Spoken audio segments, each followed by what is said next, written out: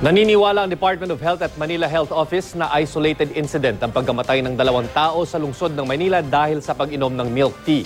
Sa paunang resulta ng pagsusuri, nagnegatibo sa ilang toxic substances ang sample ng milk tea na nakuha ng Food and Drug Administration. Pero patuloy pa rin daw sinusuri kung kontaminado ba ng iba pang kemikal ang milk tea. Makibalita tayo kay Michael Sison.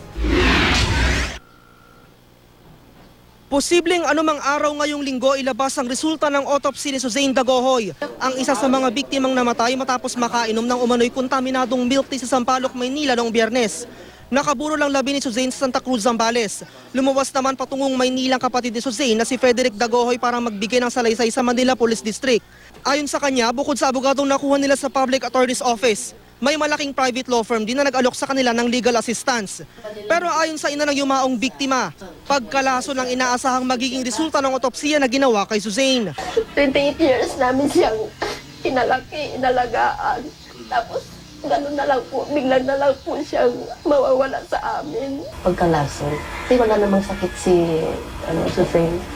Wala siyang sakit. Nakasaad kasi sa postmortem certificate of death ni Suzanne mula sa Office of the Civil Registrar General na ingestion of toxic substance ang sanhi ng kanyang pagkamatay.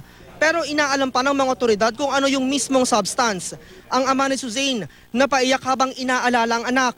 Masipag daw ito at may plano pang bilhan ng sasakyan ng kanyang mga magulang. Nakalulungkot din daw na hindi na nila makakasama si Suzanne sa nalalapit na karawan ng ina nito. Masama. Papaiyak po ako. Hatid ko dito yung anak ko na gano'n na lang. Patay na pala yung anak ko. Hindi ko wala sa isip ko po yan.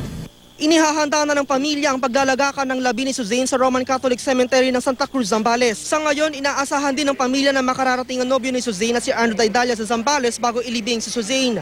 Gumaganda na raw ang kalagayan nito at maaari nang makalabas ng ospital matapos ding makatikim ng nasabing milk tea. Inaasahan din ang resulta ng pagsusuri ng Food and Drug Administration na posibleng lumabas ngayong linggo. Una raw tinutukan ng FDA kung kontaminado ng cyanide ang milk tea na ininom ng mga biktima. Michael Sison, Nagbabalita, Pilipinas.